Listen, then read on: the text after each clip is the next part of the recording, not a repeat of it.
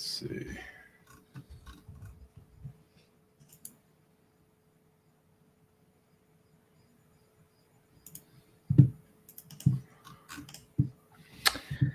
All right, just sending it out to a few places.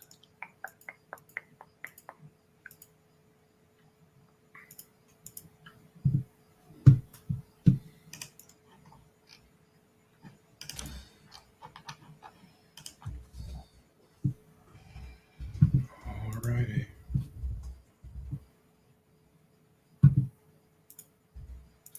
Pull this back up.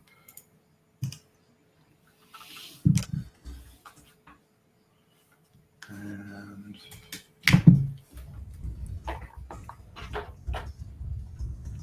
do you hate the Raptors too? Yes. Anything Toronto related, I have a deep-seated disdain for. Even the third greatest basketball player of all time? The third greatest basketball player of all time. You see my shirt? Hold on a second. I had a different screen up. Is that Vince Carter? Yeah. I don't know if I'd go that far. I'm exaggerating for purpose. But no, even for him. Can you at least respect his ability to dunk? Oh yeah, I mean, I respect a lot of athletes. Even though he played for Toronto most of his career. Yeah, unfortunately, I don't feel like that's, something that I can hold against him too much. I can hold it against him a little bit, though. Ice says, even maple syrup. Even maple syrup? What do you mean? Is Vince Carter even the third best Raptor? Those are literally fighting words. I mean, he's got a point. Yeah, so I'm just finishing kind of like letting people know that we're live, and then we can kind of get into some of the juicy content. I feel like everyone's starting to stream on Wednesdays. I don't know. Maybe we should either pick a different day or talk to go with Tuesday. Yeah, I don't know. Yeah, I heard ECS is starting to talk about maybe doing Tuesdays, so maybe we get that before he does. Yeah. We'll just stream every day then. Yeah, exactly. Never get to partner, but we'll stream every day. Yeah, I mean, like, I'm not a big basketball guy, but I definitely think like Kawhi Leonard and he's a better. I don't think I would put Bosch over Vince Carter, though. Kawhi's probably a better player, but for what they did for the franchise and the city, Vince Carter's hands down. As far as like, you could probably argue Bosch, but I don't think Kawhi was there long enough to really be in the conversation. So no, I would say like in terms of like actual impact, like, and longevity with the team, no. Like, I think that Kawhi is better than Vince Carter. Yeah. But the only thing I remember really about Vince Carter is like when he dunked over that guy. I think was it in the All-Star game or the Olympics. The Olympics. 7-foot guy. Yeah. He jumped over the guy and dunked. That was pretty sweet. They were talking about that after we lost to France. They were like, oh man, remember when we were good and Vince Carter dunked on the guy? All right, take it easy. All right, so like, I don't know what the plan is overall in terms of if you want to wait for a few more people or if you just want to kind of like get into the talk about speed, because I think the biggest thing about the speed conversation. What's up, JJ? Yeah, go thing. The biggest thing about the speed conversation is like, I feel like at this point it's been kind of done to death. Like, both sides have kind of, really entrenched themselves in like, yeah, I believe speed is really important. No, I don't believe it's important. So it's like kind of one of those things where, it's been discussed on multiple different streams. It's been discussed over Twitter. It's been discussed in chat. And I figure as like a stream ourselves, we haven't actually addressed it for anyone that might be new or anyone that might follow us. So I figured we could just kind of give our piece, say, I think kind of mention both sides of the argument. Yeah. And then kind of give our perspective on it and why we believe that, and then kind of move on. Nothing like too deep or anything. Unless, people want to bring it up again at the end and do like the Q&A type thing. But yeah. No, so you can start with it if you want.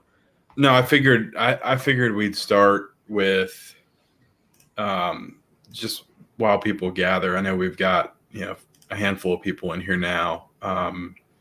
But I wanted to ask you, because we haven't talked about it a ton, what you're thinking about the current race queues and the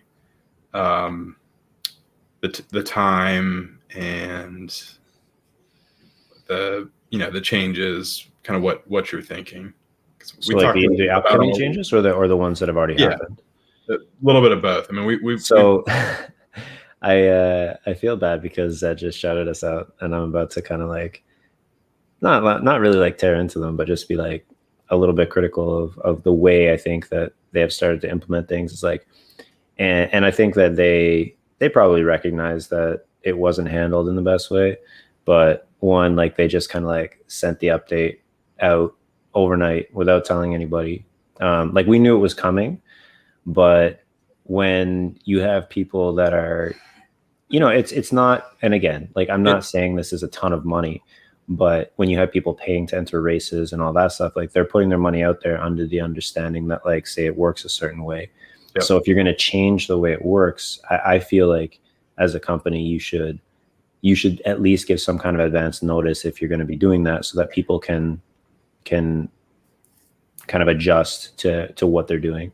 So, and then on top of, them releasing the no losing points for higher class, they didn't really explain how it worked. So it was basically you had to pay to kind of find out, or let somebody else pay to find out how the actual point system worked, because, there was some confusion about whether or not it was when you registered for a race or if it was when the race ran, and like how that affected. And to me, logically speaking, if you were going to make it so that it's when the race runs, it doesn't make sense to implement these new rules before making it so that you can only run one race at a time. Because if you're running 3 races at a time, even if you're trying to win all 3 races, if your first race brings you down into the next tier or into the next class, then your next 2 races could be could be completely useless, right? Like if you end up in the bottom 4, which is exactly what happened to my horse on like the very first time, after I had asked if it affected the whole, or like if the class was taken into account when you were registering or when the race ran. And I had asked beforehand specifically for that reason, because I knew that my horse sometimes, even its best distances, will still finish in 12th. So I was entering like $5, $10 pots or buy-ins with on my best distances, and I still ended up finishing in 12th. But because I had finished in 12th the first race that I set, and I finished in 12th 3 times in a row, it's well, and that's just exactly it, Alpha, is that like for me it's and I've been a big defender of ZED in the past. I've been in multiple arguments in ZED general with people defending ZED, and in this like very specific case, I feel like they really just went about it in the wrong way. I understand the intention behind what they're doing, and even though I still think that their intention is good, I think they're going about it the wrong way. My big thing is just that, like, if you're going to make that kind of change, and it's a very significant change to the way the race system works, you just need to announce it ahead of time. Be like, hey, in 24 hours, we're implementing this update. It's going to change this, this, and this. This is how it works. Right. And then you can roll it out. And like, again, for me, the logic would be, and I get it, they're trying to test it before they move to the one race system, implement fatigue, because there's going to be a lot of things going in at once. Right. I completely understand. Making sure it works. Yeah, exactly. But just like give some advance notice, because then at least you know what you're doing. Right. I agree. I mean, that was my frustration. This pivot for the first few minutes as people come in wasn't meant to be like a bash that I'm interested, just like, not at all. Today, we saw queues at 15 minutes, and a big chunk of that was because, racing was down for about an hour this afternoon, and a little bit glitchy before that. But I think if you were racing at 3 or 4 o'clock today, or even when racing was kind of on again, off again, you basically saw the top profitable horses in each class running in basically every race that went. So that was kind of where I wanted to start as kind of people gather, and before we get into some of the meatier subjects. I should also clarify too that when I say those things, I actually am all for the single race fatigue system that they're implementing. I'm all for them making it so that you can only lose points in your class. I don't like the view from, and I think we talked about this a little bit on Twitter today, because I think someone put up a poll about it, about eliminating or trying to punish U-shaped horses. And I guess the way that I feel right now is that you need variance, and you need the ability to select your races and the ability to race against, and it sounds bad, but the ability to race against weaker horses, because right now there's no incentive for the best horses to run against each other, because then you're literally just throwing $10 into a pot and rolling the dice, right? Like, like you're already doing that to an extent, even when you're the favorite. Like, I think we talked about this a bunch yesterday. I had a horse, Laser Eyes, that was getting like 4 to 6 odds and still not winning, right? So, that happens even if you're the massive favorite. So then imagine being like one of the best horses in the game, but you can only run against the next best horse in the game. So you're basically running at like a 51% to 49% chance of winning. Like, at that point, what is the incentive to own the best horses in the game? And we're going to actually see that a little bit when we talk about breeding later. Anyway, I don't want to go into it too much, because we'll talk about that later. But I'm going to say something controversial, that, there are a lot of people that say that the rake should be reduced, that the ZED take out of each race should be reduced. And with the current system, I don't think that's necessary. If you do start class limiting or reducing the number of races that horses are able to run,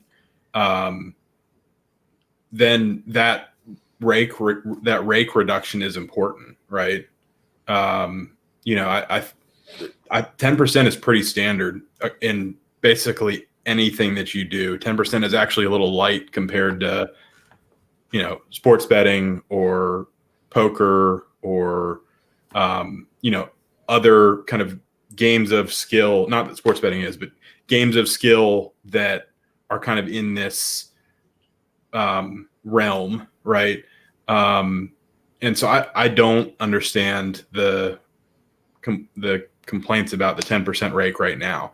To your point, though, if the same 12 horses are running against each other in every race, or you're greatly limiting the number of races that horses can run, then the argument can be made that number should go down, right? Because then you're not, then you're not just splitting the pot in however many ways and letting Zed take their cut and kind of redistributing money every couple of days.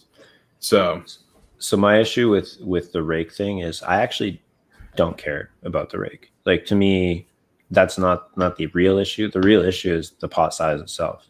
It's that the pot is entirely made up of money that the horses that are racing are putting in. Yeah. So unless you have, exactly. So like, unless you have a completely dominant horse that's winning, like, and these are the horses that everybody complains about that like destroy the fields, is that you can't be profitable unless you're doing that, right? Like, it's just not like, it's not a profitable endeavor to run against the best horses. And like, you see it if you drill down into the statistics. Like, you look at a horse like Vanilla Bean that has a ton of profit, like at over, I think it's like 4 ETH, right? Something like that.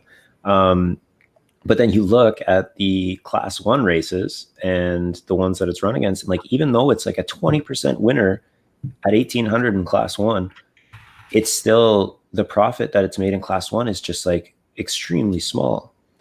Or at least it had been the last time I looked. And part of that is running in those like big money races, right? And you see that a lot with class 1 horses. And this is what we're going to see when we look at legendary Nakamotos and legendary Zabos, is that because they start at such like a higher level, they're just not really that profitable. And top horses, and like I had this discussion with someone when we were like drilling down into the breeding ourselves, and we're looking at the statistics, and we're like, what makes the best horses in the game? And that's kind of what we're trying to figure out, or like what gives you the best % chance to get the best horses in the game. And what he said to me was really true. He's like, because we've kind of figured something out that might have a strong correlation with some of the best horses in the game. But that aside, what he said was, yeah, he was kind of like sort of starting to confirm our theories, but he all like, because he's a data guy. And what he also said though is like, but he still doesn't think that it's a profitable endeavor to chase it, because at the end of the day, unless you have like the Crimson Chin or I don't know, Wild Thoughts, or, you know, Breathless Edge, like unless you have like a top 3 horse in the game in there, like in class 1, it's really difficult to be extremely profitable. Like, and I'm not saying that like I wouldn't go that far, but I think your point. Yeah, it just more to the point is just that like top 50, right? It's hard, right? Yeah. It's really, really hard. So people buy a lot of like legendary. Anyway, we'll get into that in the breeding. But the main point is just that, So positive ROI is much easier to find in you know, from class 5 to 3, right? Those are the real like meaty classes where there's a lot of race options. There's a lot of people running. You can take like a really, really good horse and find softer fields in order to be like a 15-20% winner, which is kind of where you need to be if you want to make a significant amount of money racing. So the issue for me, okay, sorry, that was kind of like a like I just started rambling, but basically bringing it all back is just that in order for there to be any sort of incentive for the top horses or to run against each other, or for horses not to run against softer fields on purpose, you need to have a bigger pot, right? So, and that's not going to happen as long as people are just staking their own money. Because if they're staking their own money, then they're going to want to try and get every possible advantage, right? So if you get to the point where, you know, they start putting in sponsorship money, they start getting tournaments, like all those kind of things where they're putting their own money in, or money that they're getting from sponsors, and it's not just every individual putting up, you know, the stake or whatever, then you're going to start seeing more horses that are really strong trying to compete at a higher level, right? That's going to like give people incentive to get up there. It's up, Fogle. Yeah, no, I agree. And I don't think that number has to be a huge number, right? No, absolutely not. You still, so, and it doesn't have to be every race either. It can be, you know, a handful of races in class 1, a handful of races in class 2, and then, you know, maybe a couple races in 3 through 5, right? Even if that's a day, right? It's not like, it's not every hour that those are running. But, you know, and if you're pumping the pool, if you're not taking the rake out of those races, and then you're pumping the pool 20 to 50%, or doubling the pool or whatever,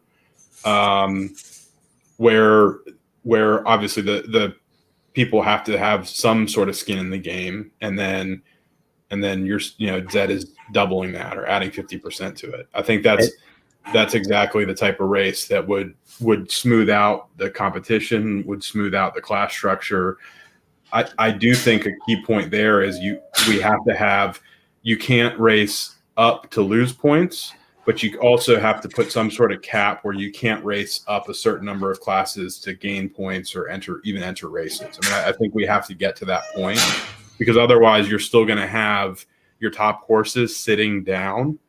It's going to take them more effort to stay down, but you're going to have the top horses sitting down and just picking off whatever races they want. And especially when it's a 5-minute queue or a 5-minute and go, and then they can enter another race. Yeah, fatigue will play, you know, have some bearing, but Yeah, but if you take a horse that's strong, even with fatigue, and you're throwing it in against class 5 horses, it's just as easy to sit in class 5 with a monster horse, go into class 1 races at the start when your fatigue is full, and then just slowly work your way down. And I'm sure that there's going to be some level of profitability to that, right? And to your point, like, I know that this not being able to lose points out of class was meant to hinder those horses that could U-shape or whatever. But even just as an example, Laser Eyes, which is a horse that I just sold yesterday, that horse pulls sub 10 odds in class 1, and I had it in class 5, right? And it's not like the system that we had that they just made is not stopping that. It makes it a little more difficult because of the edge between classes. Yeah. But the reality is that, like, yes, I can pull great odds in class 2 and class 1 with that horse, but the races don't. Its winning percentage would be about 10%, right? Yeah. Running, because it's running against other horses that also pull great odds the whole time. And what you were saying too makes a lot of sense, because if they beef up the pots, even if it's just like a once a day race or whatever across classes, that would be good. But what I was thinking was, like, if they had tournaments that were like, whether it's a week long or a few days long or whatever, but if you put your horse in it, it's the same thing. Like, your horse can only be in one place at a time. All the best horses would go into these tournaments based by tier, maybe based by breed type, whatever. And because that takes them out of the pool, you still have those regular races going on, but then the fields become a lot easier in general, right? So then there's more opportunity for more horses to make money. Maybe they're not a tournament horse, but maybe they're, and I think that kind of ends up being maybe a solution to giving the incentives for those best horses to run against each other. Because, like, let's just say they get that tournament that's like say it's a $50 buy-in for each horse, but then ZED matches the pot and then a sponsor matches the pot or something like that. So then you have like a much higher profit potential, but you're also risking a lot less by joining. But maybe you have to be a certain ELO to join, whatever it is, right? Hey, Oxy. But anyway, that's kind of a long-winded response. But basically what I was saying was I agree with all the changes that they make for the most part. I don't know anything about DraftKings, so that's a bit over my head. Yeah, I mean, Jay, I think that's a decent idea. I think basically it's VIP points, right? So the more races you enter, the more credits you get, and then you can take those credits and you enter in, free races with real pots instead of just the kind of tiny pots that they have now. And that would be kind of cool. Yeah, I mean, something that carrots for horses, right? Yeah, exactly. Saddles or something, like who knows? But yeah, I mean, I think that something like that could work. But I do think those guarantee. I mean, not to equate it as much as I already have to poker, because even though these are both games of skill, there's just a different. I don't want to start kind of crossing those streams, so to speak. There's a lot of regulatory issues with poker. I think this is a completely different animal. You have free choice over what races you're entering. Your horses clearly have certain preferences for racing, and so the racing optimally is clearly a skill thing. So that I'll leave it at that. But yeah, I think whether it's getting credit for the number of races you're running and using that credit to get slightly enhanced pots, or them just going in and using sponsor money to enhance pots on these tracks, I think both of those would be great solutions. But getting into, I think we have a little bit of a crowd now. So do we want to jump into speed? Should I pull up the chart and So I think all we're gonna do is, and I'll just go through this little spiel again, because I think a lot of the people joined after, but we're not going to do like a huge discussion on speed, because it's kind of been discussed and debated at length. I think each side is kind of entrenched in what they believe. We just haven't really talked about it on our stream before, so we're just going to give like a quick overview on like what the two sides are, play devil's advocate a little bit, give our opinion on what we think about speed. And yeah, and then we'll just move into breeding and other subjects. So I don't know if you wanted to start first or if you wanted me to. No, I was just going to say that those who have followed this stream, I see Jay just followed, but appreciate the follows, guys.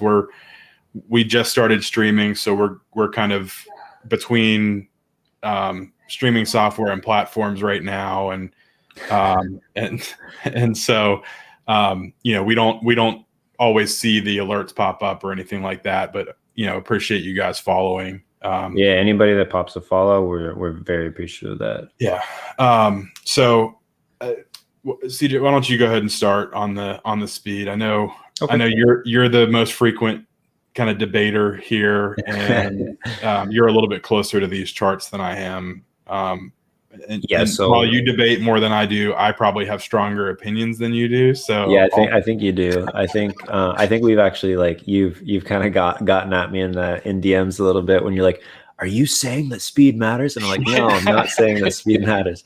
But no, he really is though. So I guess we'll go over the basic overview. Is like, our main position is that we think that like times from races are more derived from the finishing positions than they are from the actual speed of the horse.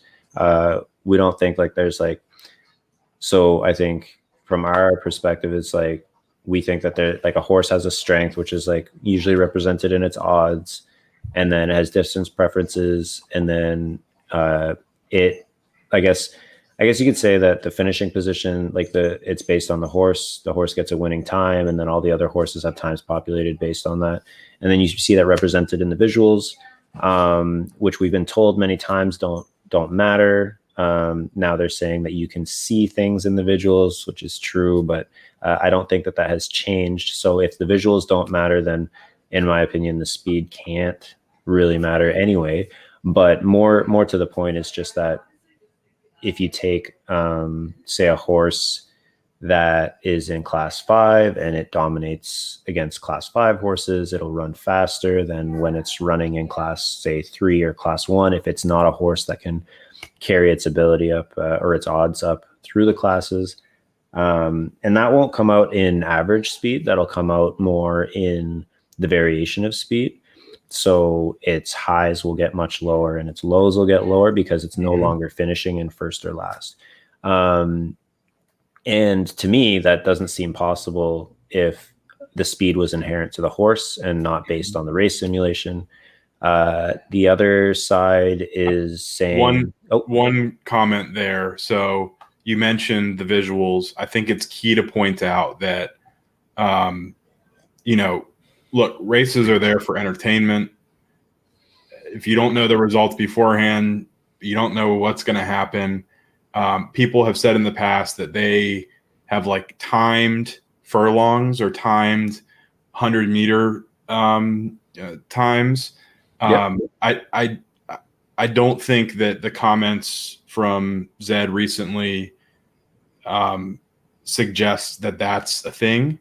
They were relatively ambiguous, and CJ, like you said, they said you can, I'm paraphrasing, but it was closer to you can see things in the races than it was saying anything about the visuals actually telling you, like, yeah. So they were saying that basically you can tell things by what, like, you can tell things about the race by watching the visuals.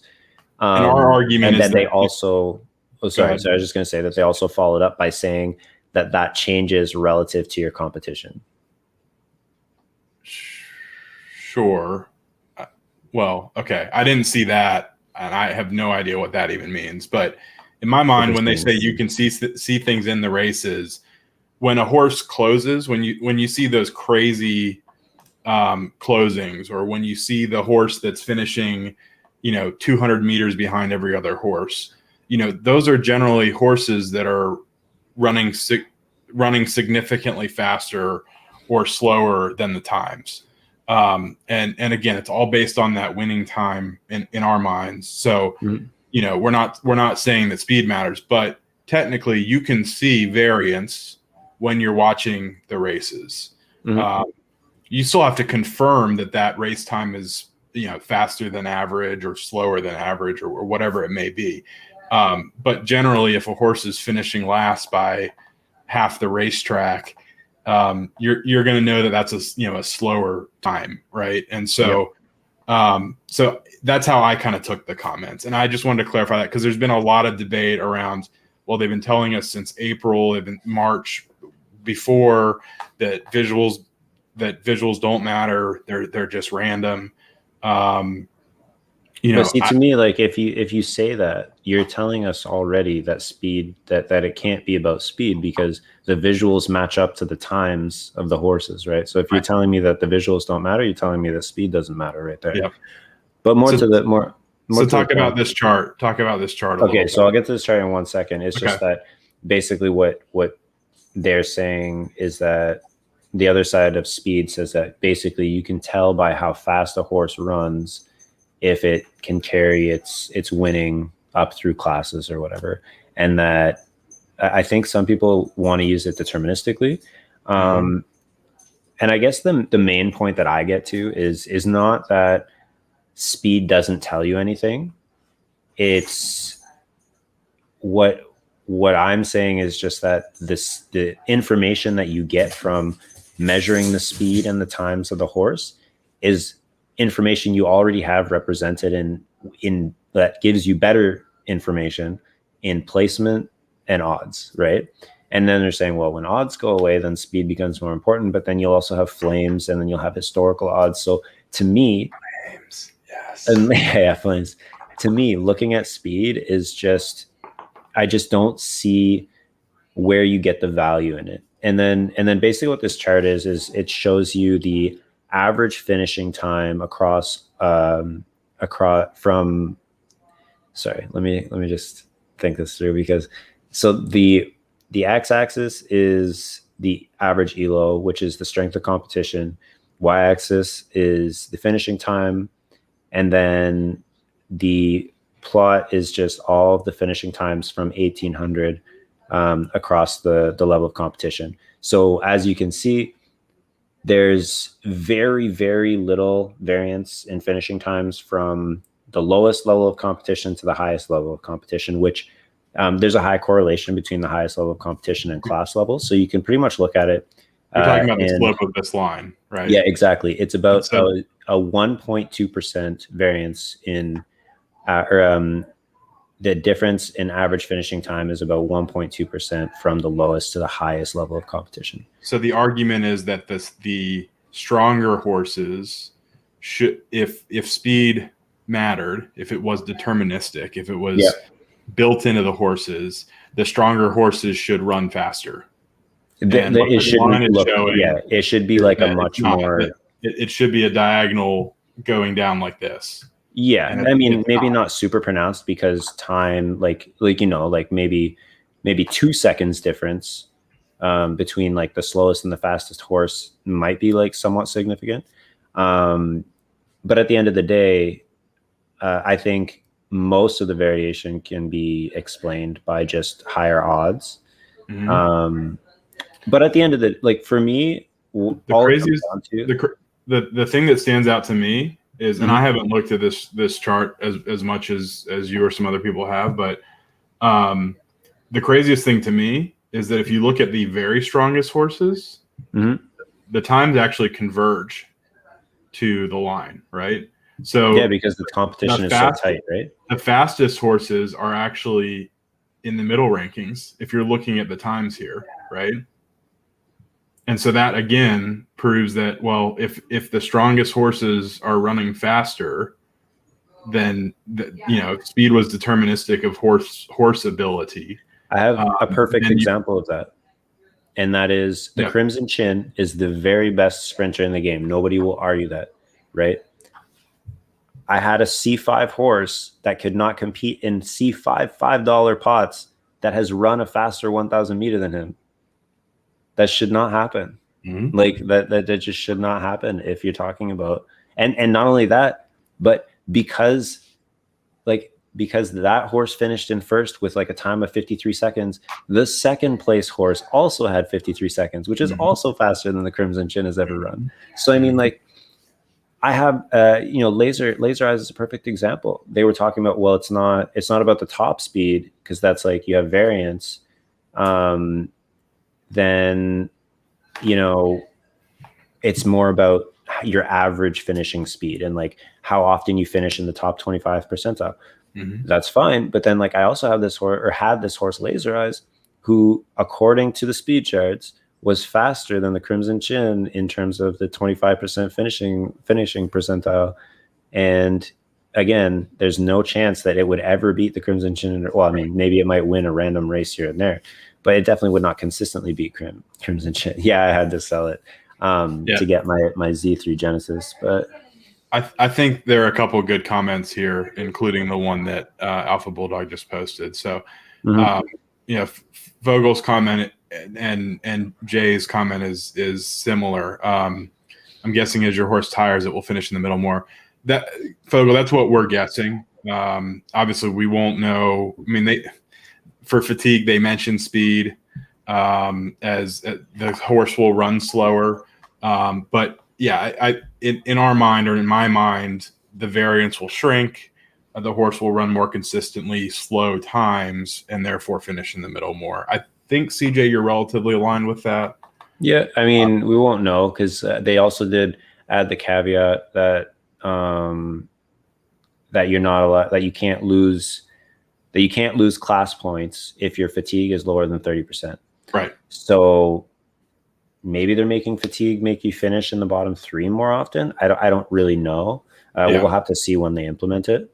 Yeah. And then this comment from Jay or question: if all 12 horses are completely fatigued, would the race be slower? I don't think so. Yeah, I don't think so either. Strongly agree. Yeah, strongly agree. I think that the race times have a specific range that they have a predetermined range that is somewhat influenced by the odds and base strength of the horse. Mm-hmm. And everything falls past that line. So like you get the finishing time, which is whatever, and then they just kind of add it all along. Variances plays the biggest factor. And while they're not wrong that speed and times can show you that a horse has a high variance, you already see that in the results. Like you're not going to ever have. And here's the biggest thing is that like, I feel like you could maybe make an argument for using speed as deterministic if you had practice races against no competition, or you could train your horse and like run it and track its finishing times. And not because, again, I think that speed is necessarily inherent to the horse, but because those times would basically be able to tell you a specific point that they're running at, right? And you would be able to see the variance, you'd be able to see, do they run in tight groups, all that. But because you don't have that, even if we're wrong, and even if speed is derived from the horse, you still have no way of using that as a deterministic quality because you need the results to get the speed. So even without it, or even if speed does come from the horse, you still have no way of taking that information and making it more useful than the information that you already get from their placements and the odds. Right. And when the odds go away, it'll be the flames. You'll have flames, and so you'll have whatever. Yeah. So, and anyway, that's just our kind of. Yeah, Alpha. Yeah. I mean, that's an even kind of more exaggerated example of what CJ was talking about earlier with his horse that was a good Class 5 runner, and it had a very fast 1,000-meter time. There are some horses that, especially over smaller samples, are going to run faster times because of the competition that they're running against. So I think we've kind of talked about on other streams before that we kind of ranking wise, we debate odds versus placements, but we think those are both much more important to look at. And then once you get to 100, 200, 400 races, you can use speed. You can use the variance in the speed to figure out, hey, these are the distances where I do run the fastest times, or I run faster than average. But by that time, a lot of that will be seen in the results. I mean, I go back to what Doofy said. He was looking at Ducky Mallon's speeds, and he's like, oh yeah, this is where I race her, and the speed matches up. Like it's more of a confirmatory factor, especially without odds, right? You know, if when we're to just flames for however long we're at that point and placements, you know, we'll have to run 10 to 20 races, maybe 250s, maybe fives, see if we're pulling flames, see what the placements look like at certain distances. And then we'll have to make a determination. Okay, I've pulled 5 flames in 15 races and 3 of them are at this distance. Let's focus on that. And, you know, I think that's something that we'll see. And then, because if you look at any horse with 20 races and you look at their speed, the odds of you being able to buy every horse that's faster than average and have them be a profitable horse are 0. The odds of even being able to do that 20% of the time are 0. We can show anecdotal evidence and eventually we'll have data to show that, you know, if you're looking at a horse with less than 50 races, there are a ton of horses that are running faster than average that are pulling 30 odds that are losing horses. And it'll be harder to show that when we lose odds. But, you know, we can still look at flames. We can still look at placements. And so that's where we'll go. Prep, but we talked about the threshold of fatigue. Once you're below 30%, you're not going to be able to lose class points. We'll have to see how that actually works. So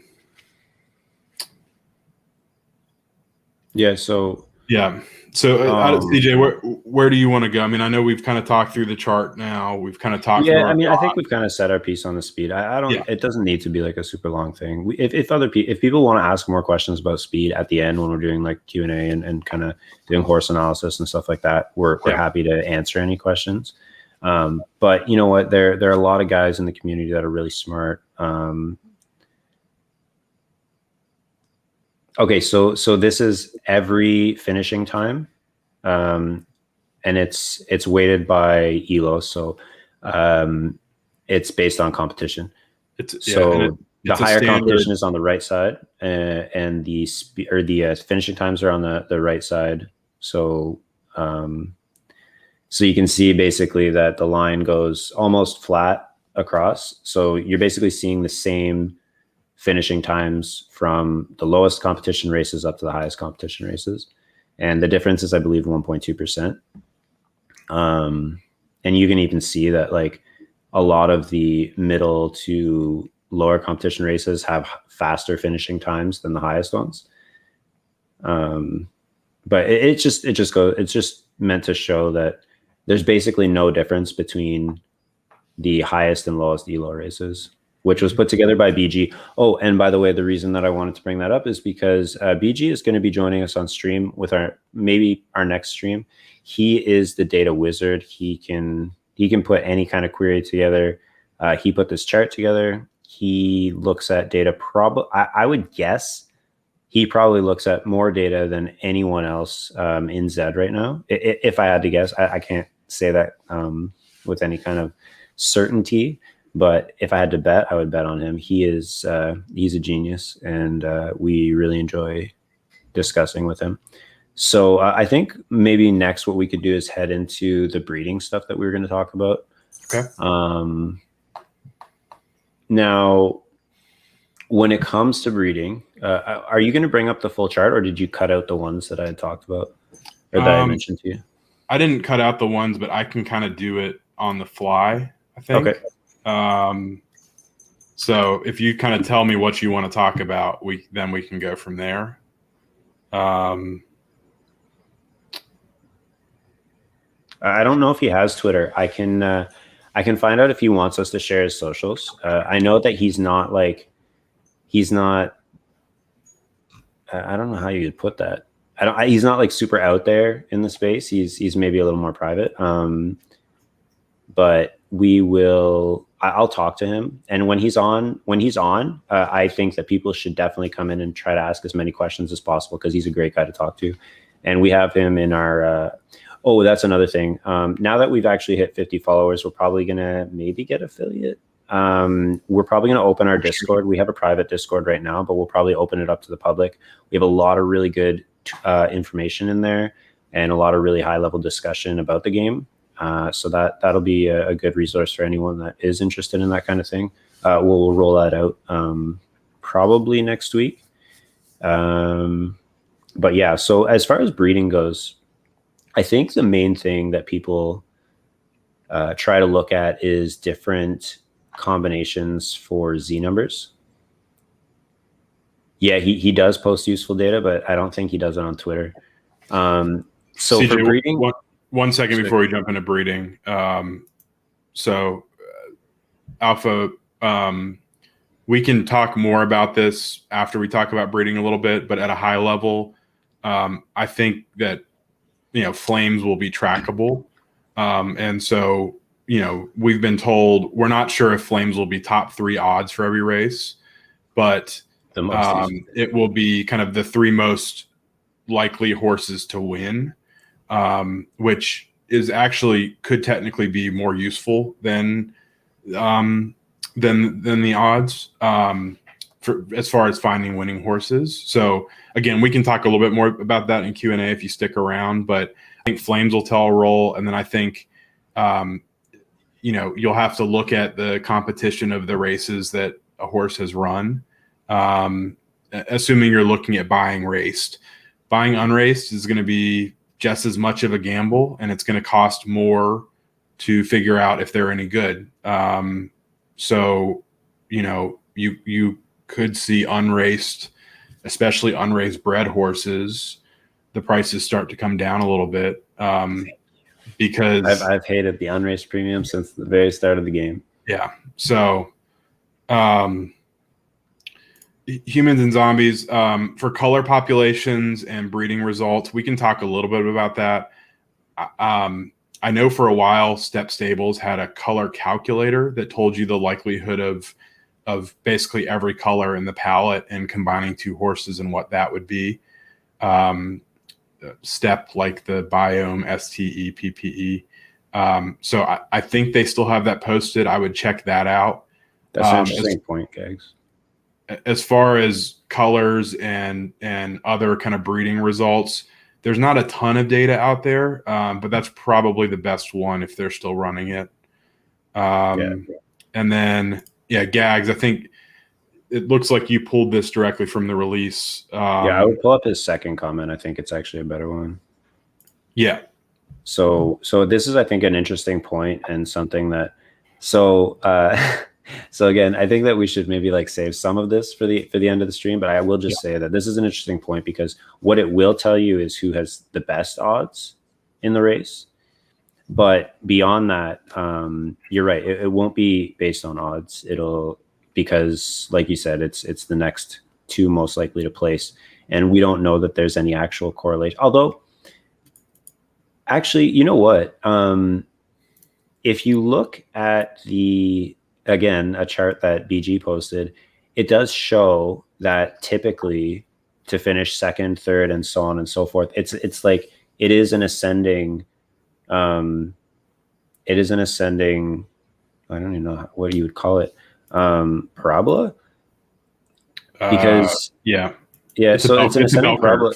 It's a bell curve. It's a bell curve. Yeah, it's a linear scale. No, because then once you get to position 6 and 7. It starts coming back down again. So you're talking about this, right? If you want to pull it up, we can show Gags here. Basically, your odds directly correlate with the lower the odds, the more likely you are to finish between 1st and 3rd, and also the more likely you are to finish between 11th or 10th and 12th. So I believe that it was the average odds for 1st place is 9, and the average odds for last place is 10. Sorry, so you can. No, it's okay. So if you look at it here, you can see it slowly goes up until you hit 6 and 7, and then it starts coming back down again.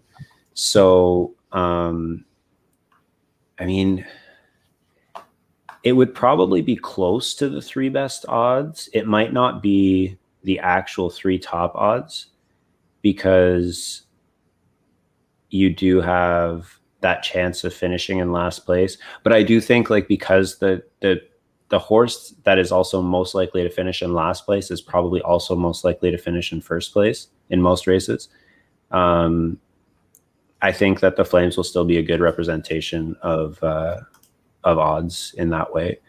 And what we were talking about before is that I recommend it to everyone to pull historical odds from CryptoG's odds dump, just to have on hand. Are there any horses? No, not really. Even the horses that have down distances tend to finish first at a decent enough rate in that distance. I think the closest horse that I ever had to being last a big loser, as opposed, if you go to fast horse, this one started. But I mean, even him, that's a really good. Fast horse is yeah. So he's pretty. Oh, shout out Gag's horse on stream. But did you buy him before or after he started winning? For a while, he had like 60% 12ths. Yeah. Nice buy. Turn him around. But typically, yeah, I mean, you see a horse that finishes in last place a lot, I feel like there is probably a distance in there that it will also finish in first place. And this comes back to the whole idea that variance is actually king in this game. It's not the base, like if you want to call it speed, it's not the base ability of the horse or how strong they are. It's how much of a lottery they've won when they've been assigned variance at birth. Because, I mean, you do still need a certain level of base ability to be really strong in certain classes, but the higher your variance, the more likely you are to win and the more likely you are to lose. So to really get into that 15 to 20% win range, you need to have a high level of variance. Hey but guys, going more into breeding. Thanks for the recent follows. Yeah. Thanks a lot, guys. And good. That was a good point, Gags, and thank you for bringing that up. We can probably discuss it a little more in depth at the end. For breeding, I think what people like to look at is Z combinations, right? Or Z combinations. Sorry, I'm Canadian.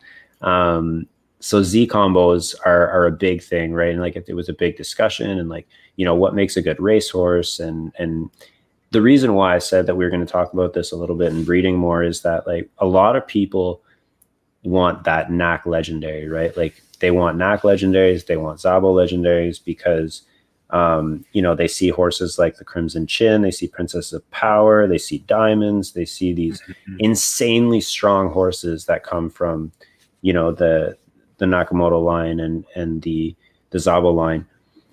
And I think people buy them thinking that there's a higher chance of having a good racer, right? And those are the most expensive on-raced horses because of that. But I think it's a misplaced theory or belief, because the reality is those are the hardest horses to be profitable with. And we'll show you. I don't know if you want to pull up some of the combos. So what we did is we pulled the data for all the horses that have been raced 50 or more times in the ecosystem with a 10% or higher win rate. Or no, not with a 10% or higher win rate, sorry, with 10 or lower average odds. It's both. And 10% or higher win rate. Yeah. So we combined all that data, and then what we did was what David did actually is he pulled all of their parent data for all of the bred horses that did that, and was able to set it up in a really nice kind of Excel format, so you can kind of see exactly which Z combinations bred were most likely to breed 10 or lower average odds with 10% or higher winning rate. Now, again, you can't account for horse management, but because of the sample size, I would say that this is a pretty good idea of what you're getting from breeding.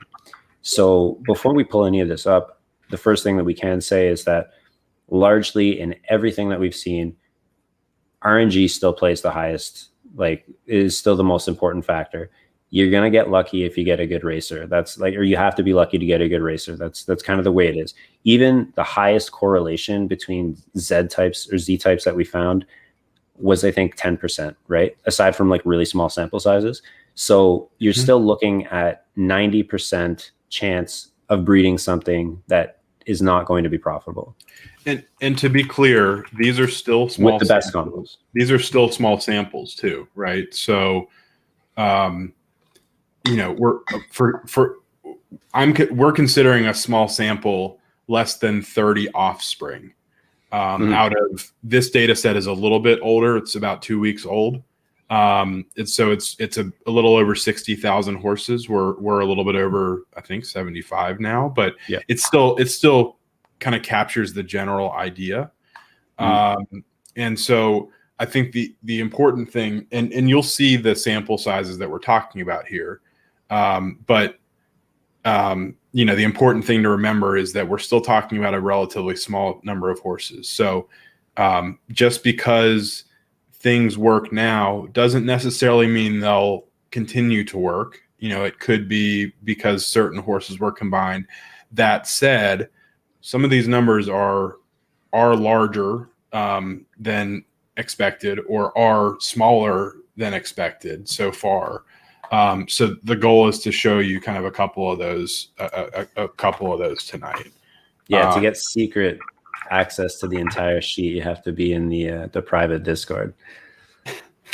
Don't worry, we're not charging money yet.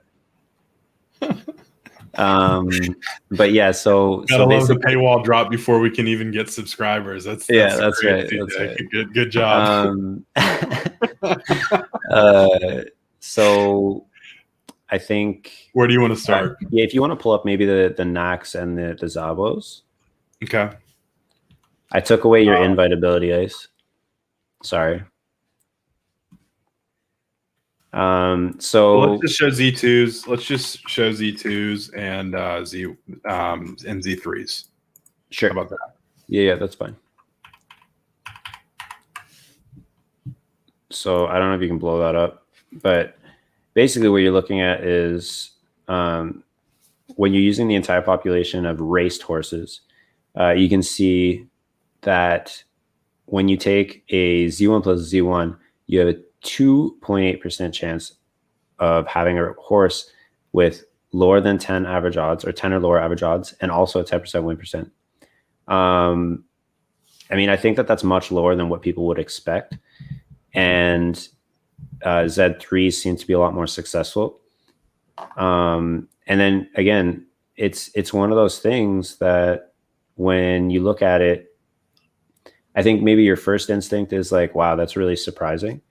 But then when you consider that Nakamoto's start basically on the precipice of class 2, right? If they win their Griffey, they start in class 2. So actually, I'm going to need to make some changes on the fly. So it doesn't change what you're saying. Yeah. So basically what you're seeing is that, yes, probably the best bred horses, or most of the very best bred horses in the game, are legendary Nakamotos. But the problem is that they are instantly inserted into the most difficult competition that's available. So it's much harder to be a profitable horse or have our average under 10 odds when you're starting in class 2 or moving up to class 1 right away. Yeah, take it easy, Fogo.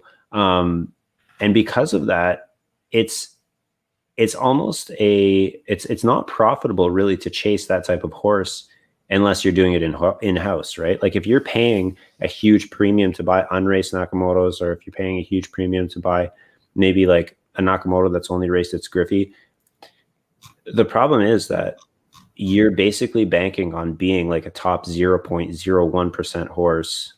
And the chances of that happening, you can kind of see is very low. And again, some of these horses are horses that that are actually able to move down in class, which is rare for a legendary Nakamoto, because their base ability is so high. They just don't really have the same frequency of quote unquote down button that other horses have and other combinations have, right? So yeah, you can see here, David has pulled up the starting rating of each breed type, or sorry, Z number type. So every NACA legendary, every NACA, Genesis or legendary is going to start with 57 points, and they're generally going to pull better odds than average in their Griffey. And so, regardless of whether they win or not in the Griffey, the Griffin race, you're starting very close to what is that, class 2? Yeah, so class 2 would be 60. Yeah. So and again, we don't have charts to show, but in general, Nakamoto's have harder time coming down than a lot of other horses. Well, how often do you see a legendary NAC in class 3 or lower? I own one, but I don't, and I think there's well, yeah. I own one. And then Needle is another, but outside of that, there aren't a lot. So yeah, I think that's the argument. The reason that these numbers are a little bit lower than you'd expect is because, there are a lot of them bred, and also because they start at a higher level of competition. So it's difficult for them to pull 10 odds from the start or get to a level where they're going to be more competitive. Right. And this all comes back to what we talked about last stream about how really the more profitable places to race are from class 5 to class 3 rather than class 2 and class 1. One, because the population that you have to race against is so much smaller. And two, the competition is so much higher. So you're not going to be winning at the same rate that you would be if you just have a really, really strong horse in class 5, class 4, class 3, where one, it's easier to pick the races that you're going into and avoid the better horses. And two, you just simply have more races to choose from. Yeah.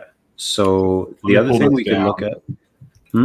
I said, let me pull that down, and then you tell me where you want to go next. I need to. We could go to the legendary Finnies if you want.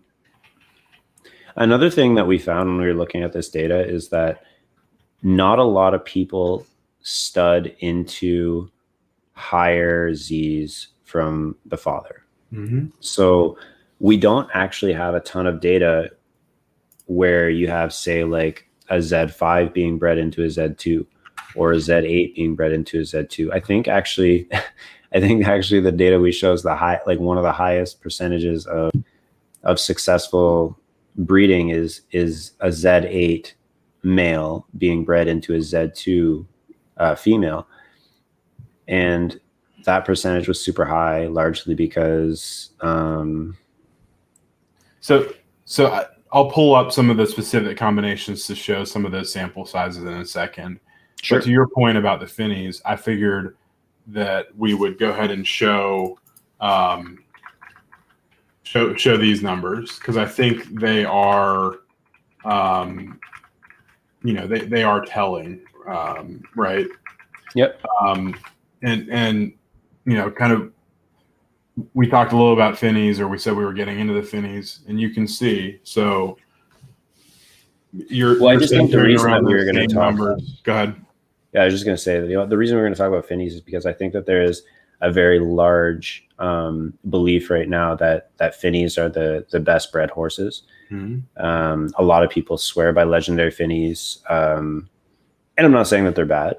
I'm saying that there's a high degree of variance in terms of, depending on what who the father is, like what the bloodline is. It bloodline that they use to represent the Z numbers? I don't know if it's genotype, maybe genotype. Yeah, genotype. So what the genotype is, and like there are other factors that we're looking into currently, but for the most part, you can kind of see here there is a vast difference, say, between a Buterin with a Nakamoto dad, and you can see that's 6.1% with a decently large sample, not the biggest sample ever, and say a Buterin with a Buterin dad. And this comes back to a theory that BG put forth. And I think this is something that we've talked about from the beginning too, and why we kind of, we align in a lot of views with BG.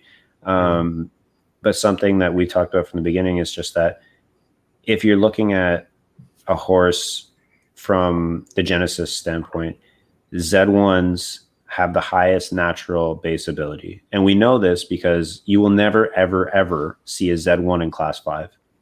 It'll never happen. I don't even know if they can get down to class 3.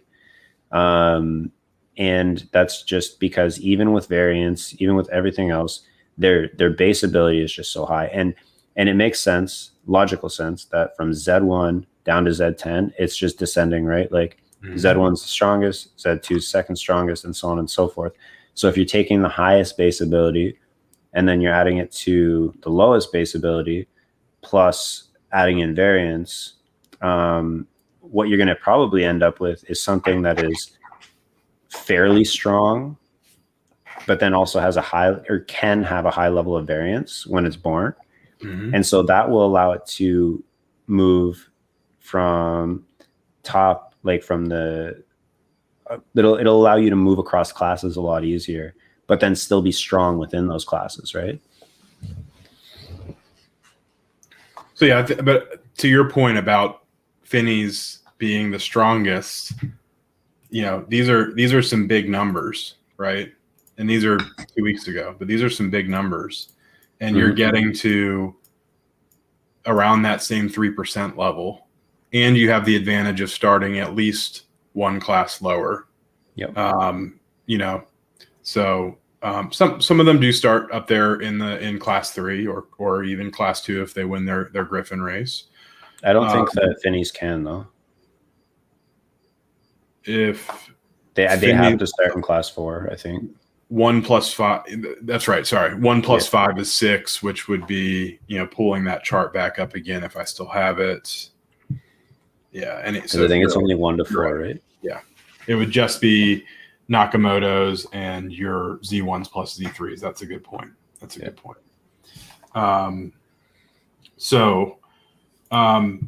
Going from there, I'm going to pull this back down, and then CJ, you said you had a couple that you wanted to kind of dig into. Well, you can show the Z8 into Z2. And then I think, I can't even remember. I sent you a list of the ones that I was interested in bringing up on stream. I'm trying to remember what they were now. Z9 plus Z7, Z4 plus Z5, and how about Z2 plus Z8? Let's do, yeah. So we'll do both 8 and 2 and 2 and 8. I think that tells a story that is an interesting story, you know? Yep. And now what we are working on currently, so we have all of all this data pulled and sorted for the various Z types into each other and showing which ones have the highest success rate, which ones don't. Again, they all fall within like a pretty narrow range of, say, like 3% to 9% at the highest.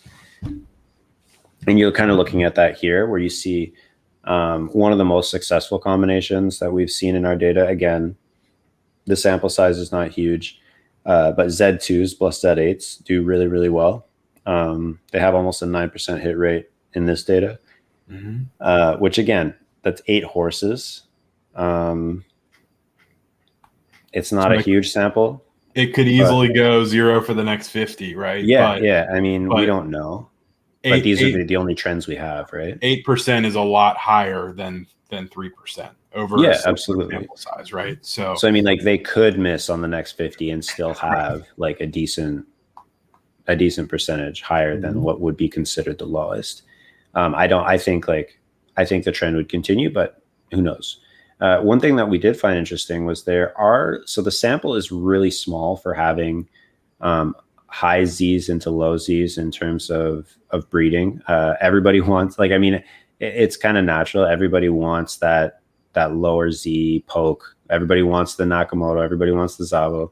But there are a few instances of raced horses that are the opposite, where a Nakamoto Genesis actually took a chance studying with a Buterin. We don't know, or I mean, we do have the data of which horse that would be, I guess. Do you have that horse handy? Which one it is? The 10% horse? Yeah. Well, yeah, the Z8 plus Z2. Yeah, but you can see that it's only been done 3 times and has a 30% hit rate. Do we think that would continue? Not at 30%, that's for sure. But it would be definitely an interesting thing to see if people started using lower Z studs a little bit more. I don't think it's going to happen especially to see if the ratio remains right. Between moms into dads versus Buterin moms into Naka dads. So yeah, exactly. But let me pull this down, and I'll show. Let's see. So I'm going to show the next row as well, and then I'll also pull it off again to pull that horse. So just to prove the point, or to kind of reiterate the point. So if we're looking at 3s and 8s, again, you have a similar number there, right? Slightly higher percentage just because there are fewer of them. But again, for the Zabo mares into Buterins, there's only 1. So you have 172 of these combinations in the overall population, and you have 4 on the flip side of that. Yeah. So it's logical. I think we're going to actually start to see these trends change a little bit if they actually start enforcing the minimum breeding, because I think it's going to force people to kind of be like, all right, I'm not going to pay whatever, right, 2.5 or 0.25 for a stud with a knack. I'm going to have to go for a Buterin or a Finny. Right. And they're going to start seeing a little bit more of like the father being higher. But I think what this data shows conclusively is that you should own a Z8 Buterin Genesis mare. No, I'm just kidding. It's just, they're my favorite. I like them a lot, but that's maybe I'm a little bit biased because my best breeder is a Z8 Buterin Genesis mare. So anyway, I think that's like most of what I wanted to say about breeding. I think what we'll do is when BG's on the show, we'll kind of go more into his breeding theory a little more, because it does line up with what we were looking into, and we're working with him to kind of isolate some things that seem to have a high correlation with strong horses.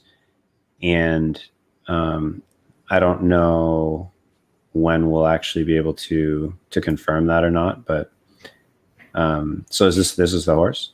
Oh, yeah, I almost bought this horse. I looked at it too, because look what color it is. Yeah. I remember actually looking at this horse because I was like, I think it was up for a pretty reasonable price for a long time. But yeah. I didn't have much more to say about breeding tonight. I just kind of wanted to show like a few of the different Z combinations. And like, again, all of this data is available to anyone for free. If they're willing to do the work, if they want to pull it down from pull it out of the API and parse the data, find the parents, all that stuff. I'm not going to say that it's easy, because it's a lot of work and you need to be familiar with what you're doing. Like David is really, really good with Excel. He's really good at pulling the data and he's really good at putting the data together.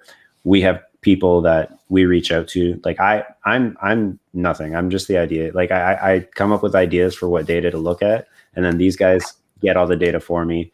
And so, I mean, I would be nothing without them.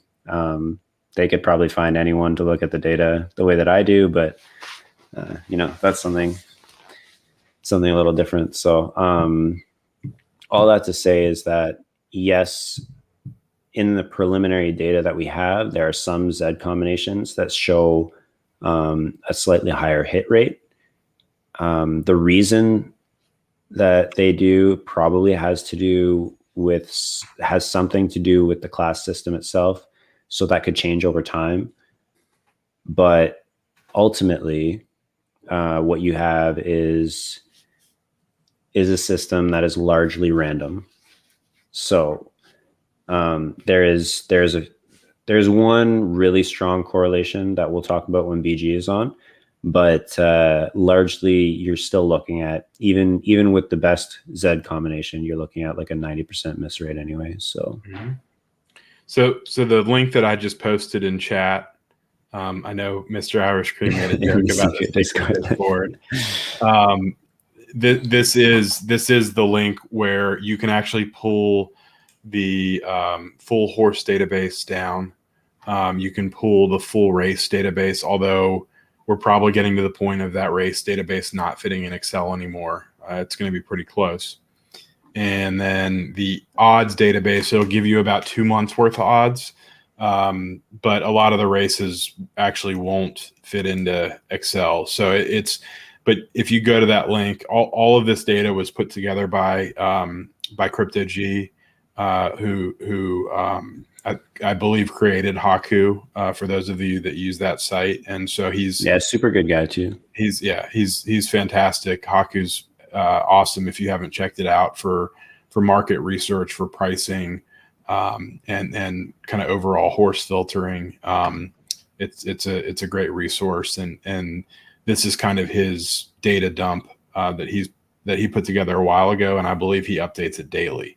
So you can hop on there tomorrow and pull every horse that was in there as of, probably later tonight, and play with that, and it gives you the ID of the horse, name of the horse, color of the horse, birth date of the horse, and I believe parents and basically anything that you can find on the ZED Run page for the horse, except for offspring, we'll pull into that horse database. And then if you have rudimentary Python knowledge, my understanding is that you can pull the odds data down and compile it into a database. But I'm an Excel guy. I'm not a Python guy, even though I'm starting to learn that.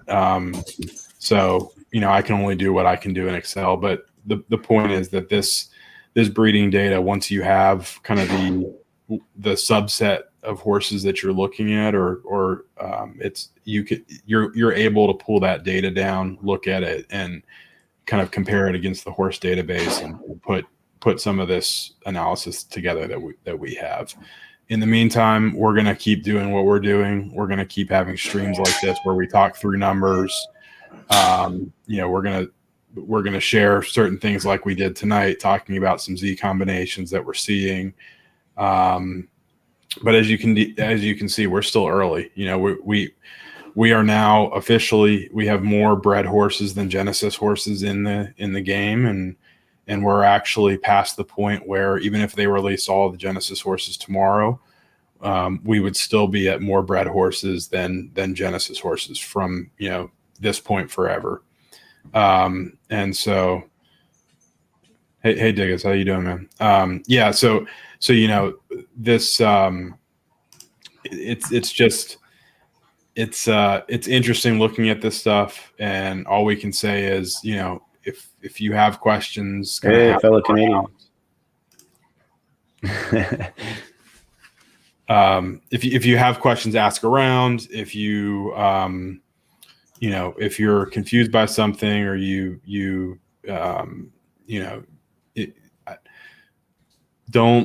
I think our ending advice on the breeding topic is don't pay money for something that's relatively easy to. CJ said it's not, but it's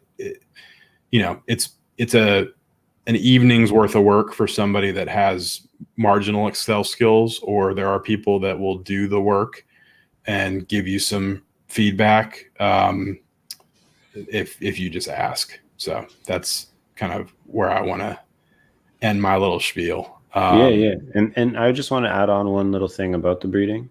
I mean, David and I pretty much agree on most things. We'll go back and forth over small things, but for the most part, bigger picture, we agree on most things. And I just wanted to say that the other thing that I was getting at before, with when you're looking at 90% of all bred horses basically are not useful in the current racing ecosystem, is to say that really be careful about what you're doing when you're breeding a horse. There are a lot of people out there that will market stud fees really high for, quote unquote bloodlines, or because they have a good race horse, or, whatever reason they'll give you.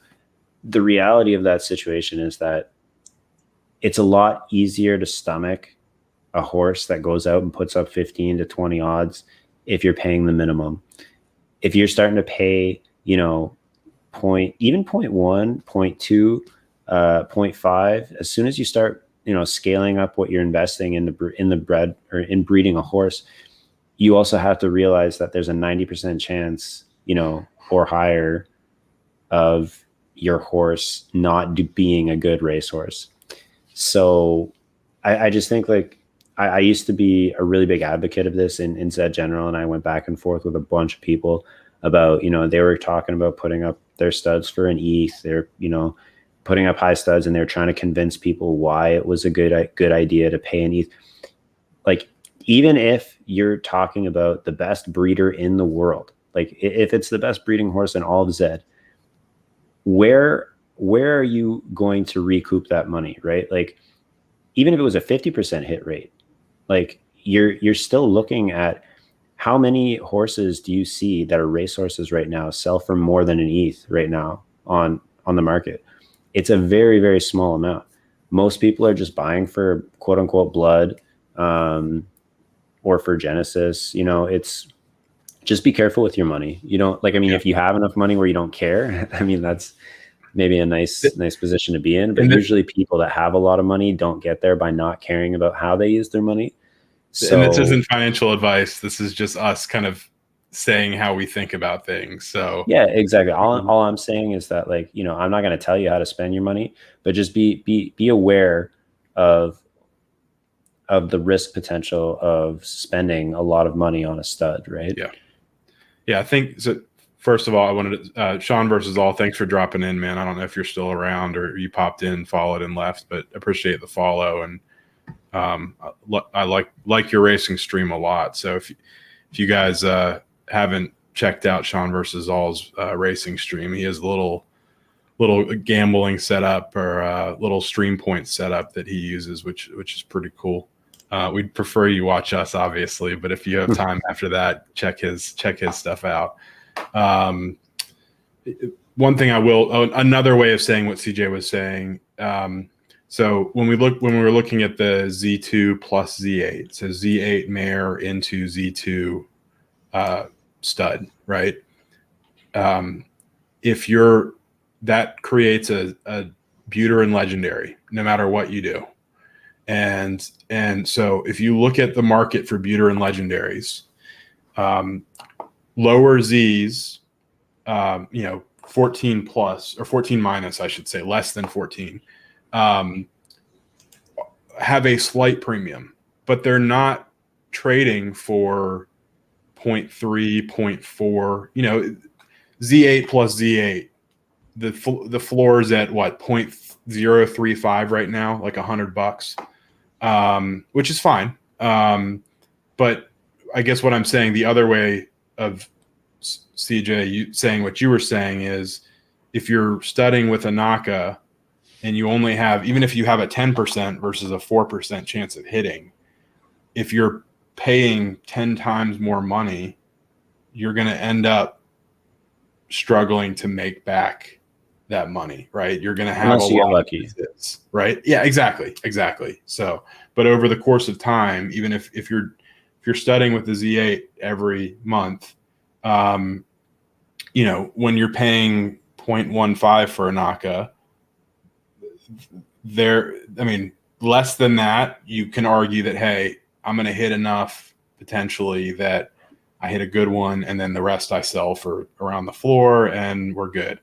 But that's just a different way to think about it. Kind of, I'm a finance guy. I'm a look at the market. What is the market saying? And so when I'm thinking about, CJ's a racing guy, right? And he has a background, a similar background to me, but he thinks about this game like racing is super key. I am more, I want to look at everything, and I want to think about everything. And I have a couple horses that I run. Some days I'll run them 10 or 20 times, and some days I won't run them at all. I've sold a couple of my racers because of that. And so, hey man, I just sold my very best ever racer. I know so you that did. I could buy a Z3 Genesis mare. Actually, pull her up because she's a beauty. But no, I'm happy to do that, and it's a nice one. Yeah, no, I was really happy about that. That was one of my goals. And here's something too, is that yeah, he does. Someone that'll probably win a lot more with him too. So this is my new horse, Famously Wrong, Z3 Genesis female. I bought her solely. Yeah, I can pull that one up too. Or sorry, David could pull that one up too. Laser Eyes. So Laser Eyes is the horse I was talking about before. It can pull sub 10 odds in class 1. It's down at, is it still down in class 5? I haven't really been following. Mm-hmm. Yeah. Okay. So My Blood is who I sold it to. He's a friend of mine, friend of ours, I should say. He's one of the OGs for our little group, and I sold it to him. They're just like a super strong horse. It's a spiker, but it's really high on the spike chain. So I think down in class 5, there's maybe 1 or 2 horses max that can beat it for odds in 1,000 meter. I think just doing time right now, because I'm pretty sure all the other ones are stuck up in higher classes now. So I think, yeah, only 1 horse in class 5 can actually beat it for odds, and it can pull 4 odds in a $10 to $15 pot. Anyway, yeah, so I sold this horse to fund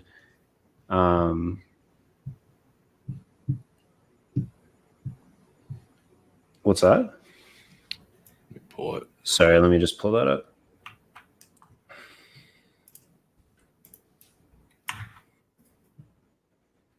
Oh, this is a 2400. So this is down distance. So Gold War is a long distance spiker, and Laser Eyes is a short distance spiker. So in this one, I don't know that it's actually getting spiked by. Oh no, it's getting spiked by Doing Time in this one. So Doing Time is one of the strongest short distance spikers in the game. So that one, so Laser Eyes and Doing Time would have been competing for odds in this race. Yeah, actually, he's in our Discord. Bexel, we talk a lot. He's a good guy. I actually mentioned him before that we could extend an invite to you if you were interested. But yeah, no, Doing Time is a really, really strong horse. And Laser Eyes is you can see there that they're actually very close in odds. Laser Eyes is just behind Doing Time in the spiking, in the spiking chain. So yeah. So anyway, yeah, really strong horse. I sold it because I do have another strong racer that unfortunately just got stuck up into class 1 because of a free race. And stop running free races. Yeah, I think I'm done. But I wanted to get, my goal when I first entered ZED Run was that I wanted to have at least 1 Genesis Buterin, at least 1 Genesis Finney, at least 1 Genesis Sabo, and eventually a Genesis Nakamoto. I think we're trending to the point where I don't know that I'll ever be able to afford a Genesis Nakamoto at this point. So unless I get win the lottery and get one of the strongest racers ever and sell it for an insane amount, or just make an insane amount racing, I think that might not be in the cards for me. But I'm really, really happy to be able to grab a Z3 mare before they blow up in value, because I think we're already trending in that direction where, you know, the floor just keeps rising on these low Z Genesis horses. And you know, I was super happy because Heckman, you know, really gave me a good deal. He was really easy to work with. And, you know, I kind of explained to him why I really wanted that specific one, because the mint number is really meaningful to me. Electric violet is one of my favorite colors. And my personal belief is that it's going to be a really strong breeder. But anyway, so sorry, that was a bit of an aside. We can open it up to like questioning or any horse analysis if anybody is interested in that. Like if anybody wants to see how a specific horse was run to be successful, or if they want any tips in terms of race management, or they wanted to ask more questions about speed or breeding, we're happy to answer any questions anyone might have. Yeah, I think we've covered everything we planned to. So really, I think there are a couple more things we could talk about, but we want to give people some time to ask some questions. So fire away. I will say, so the one we could start with is, let me find it.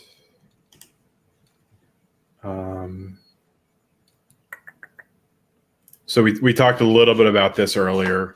What's the strategy now to find a racehorse and how to know the distance? We've talked a little bit about race finding and distance finding and different race shapes a tiny bit. I did a little pop-up last week talking about specific horses and how we evaluate horses as racers at certain distances. We decided to take that down for now, but we will likely do pop-ups like that in the future.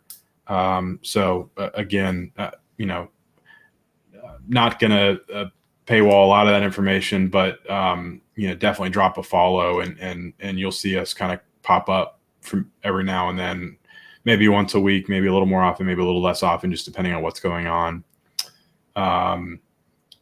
So I think, but as far as what the strategy to find a new racehorse and how to know the distance with odds, I don't always think odds tell the whole story.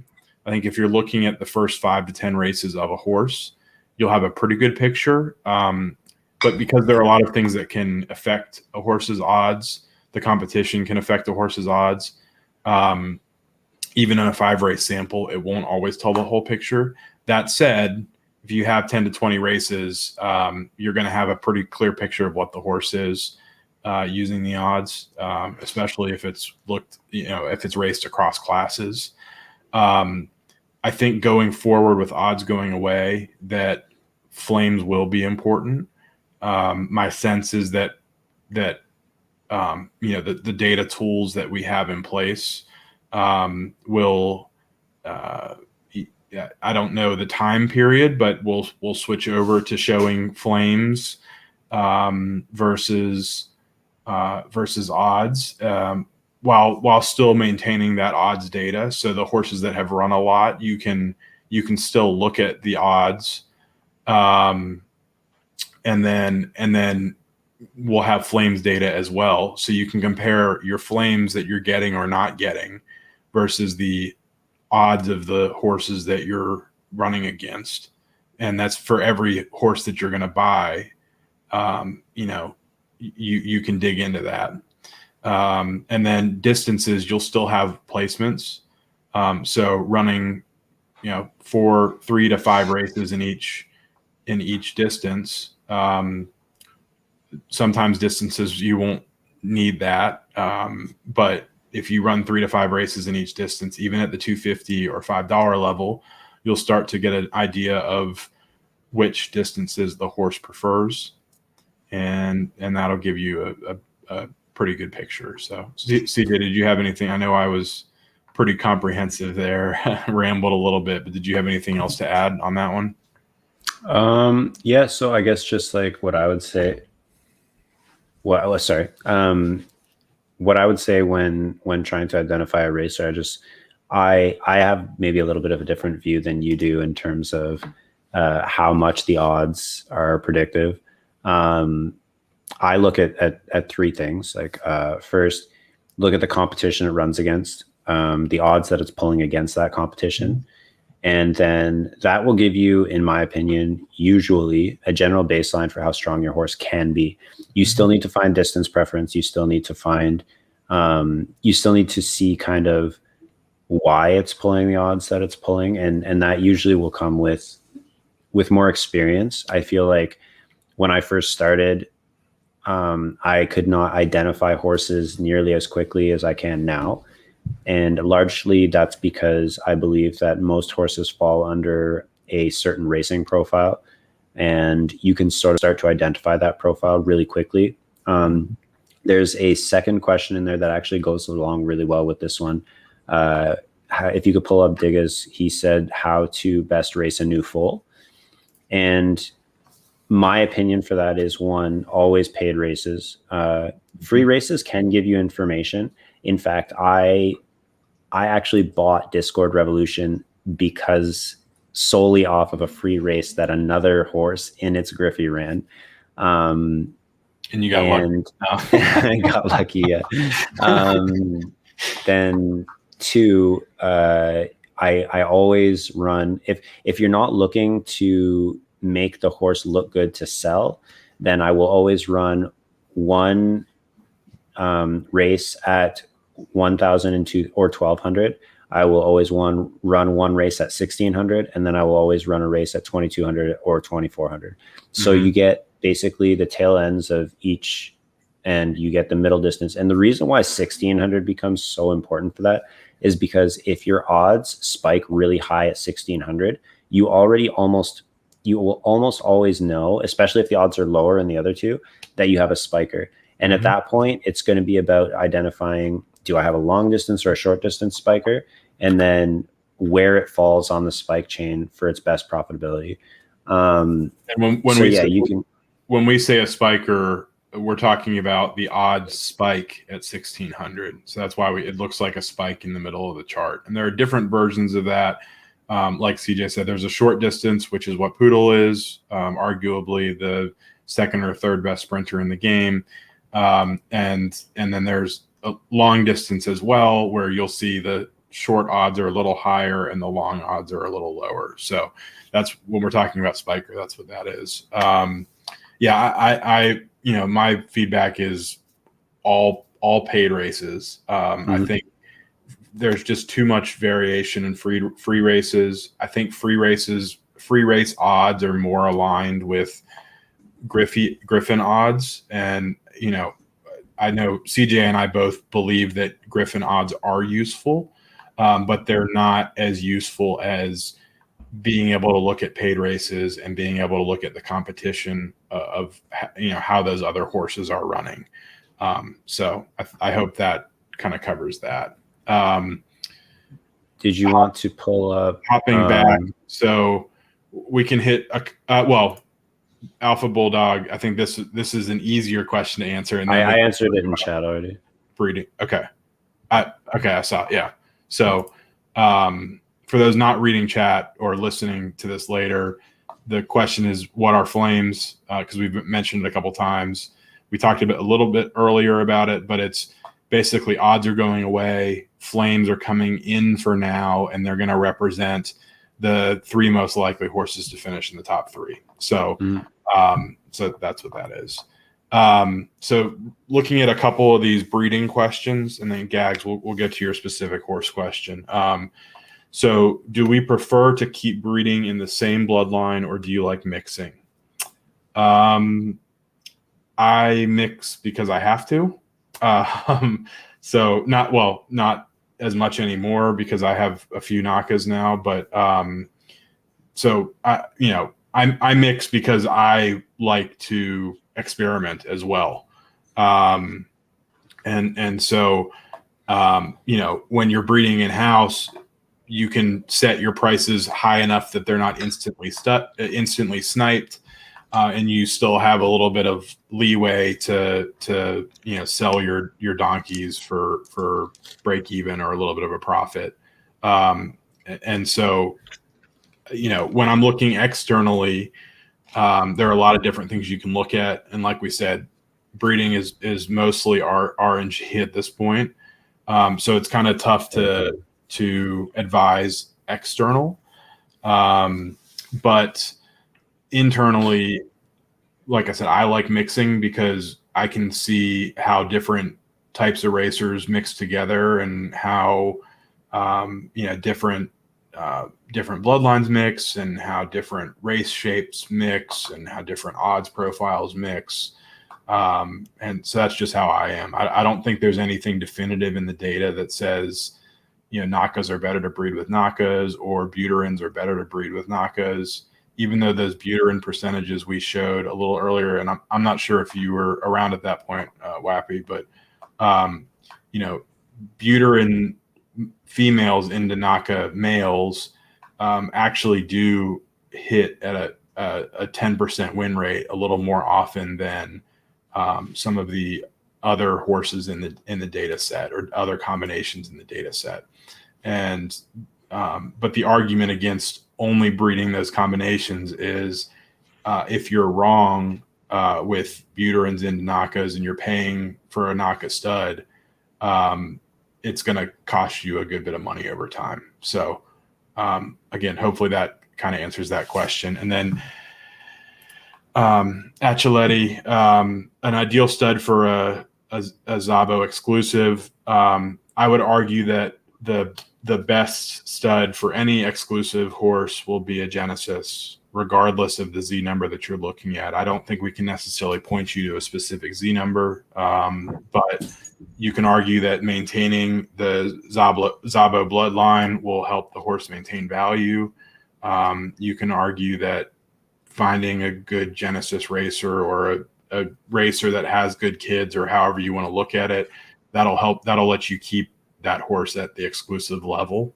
And so that'll help you also maintain value. So CJ, what do you think? I know I kind of took both of those and ran with them, but that's cool. The only thing I would add to both of those would be in the first one, I don't, when you're talking about bloodline, I guess you're talking more about genotype, or are you specifically talking about within the NACA, same family? NACA, Zabo, Finny, Buterin. Okay, yeah, because like if he's talking about like staying in the same family line, like finding a child of Breathless Edge to breed with like another child of Breathless Edge or something like that. I don't really believe that there's much to bloodlines in that sense. Right.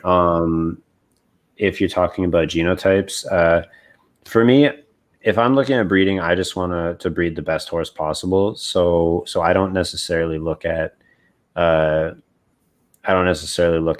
keeping it within any like specific parameters. For me, it's just I'm going to dig into the data as much as possible to give myself the best chance of breeding the best possible horse. So if that means that the data says that a Z8 into a Z2 is the best choice, then that's probably what I'll gamble on, especially since it's cheaper anyway. But yeah, largely to me, mixing right now, most of the indications say that mixing, if you're talking about at a Genesis level, yields better results. Mm-hmm. I would imagine that's largely because when you're mixing the two base levels and you're adding in variants, you're going to get a horse that's more capable of running against different levels of competition rather than being stuck against the toughest ones. So I would, based on the data we have, I would recommend mixing. Yeah. And then as far as the second question went, I would just say try and find the best horse possible to breed with in terms of, this is kind of maybe spoiling a bit of our next show, but there seems to be a correlation that BG found between the mean class of the horses that are breeding and their offspring's base ability. So with that in mind, finding any horse that is how would I say that? Any horse that has a hard time coming down from one of the higher classes, or like spends most of its time racing in the higher classes and has a hard time coming down from them is more likely to be a better breeder than lower class horses for that specific reason. And then there's one more breeding question down there, but it's the inbreeding restrictions. We'll get to that really quickly. You're not able to breed with your parents or your direct siblings. And that is it. Half siblings can breed if it's mother only, I believe. Okay. So full siblings cannot breed together, and they cannot breed with their parents. And I think that's it. You can breed grandparents into foals. Yep. So I think maybe we could go to Gag's question now. Yep. And this is a great question. This is kind of what we were getting into before, or what maybe I was getting into before, about they don't really give any incentive to force yourself into races against strong fields, right? Because the stronger the field you're racing in, the more likely it is just a toss up for who's going to win. And I think that, like, basically racing right now and the skill in racing right now is trying to play the odds in your own favor as much as possible. So if that means that your horse is only a 20% winner or 15% winner at $2.50 buy-ins, and it drops off significantly going up to $5 or $10, then maybe $2.50 is where your horse belongs in the meantime. Until they start incentivizing running against better horses and giving your bigger pots to those races, there's just, I would recommend, looking for the softest fields that you can find. If you can find a soft field that's like a higher pot, that's great. My recommendation would be to build a list of horses that your horse is favored against, and build a list of horses that push the odds of your horse up higher than what would be considered overly profitable. I mean, Lizzie McGuire looks like a great horse. Yeah. So, I mean, that would be my recommendation, is that, race in the lowest possible class that you can get to, because one, you're going to have more races that you can choose from. You're going to have softer fields that you can choose from. And two, it gives you, like, and when I say more races that you can choose from, that doesn't necessarily mean that, like, you get to class 5 and you only race in class 5 races. If you have a really strong horse, that opens up your race possibilities to any class, right? Mm-hmm. So I was doing that with Laser Eyes for a while. Where it's like I was sitting in class 4, but I was racing up to class 2 if there was no other spiker in the race, because you're really just trying to avoid other horses that give your horse a harder time winning. So that'll work until if they change the rules. They might change the rules to make it so you can't race a certain number of classes away or out of your class at all. The other thing I wanted to point out is the important thing there is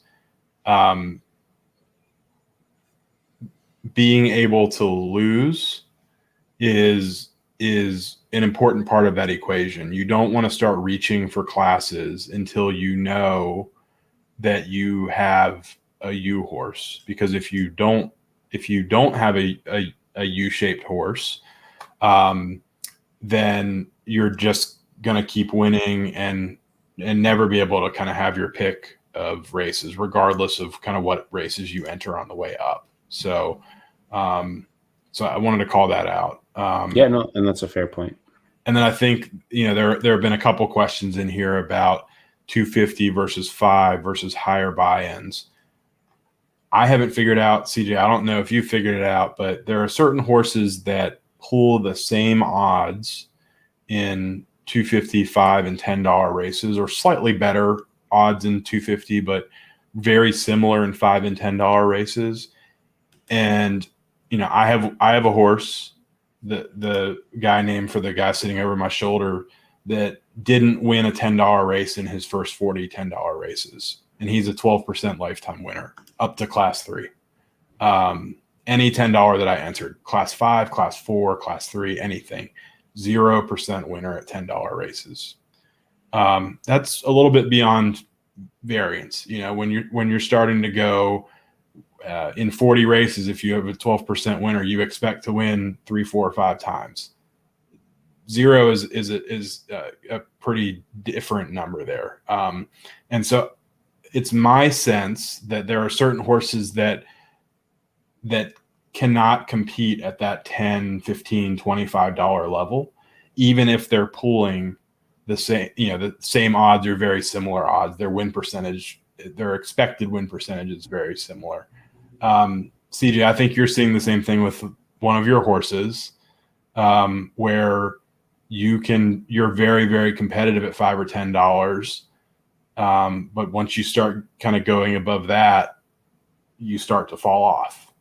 I mean, this is another perfect example, Lizzie McGuire, of if you look at the overall stats, this is a perfect U almost, right?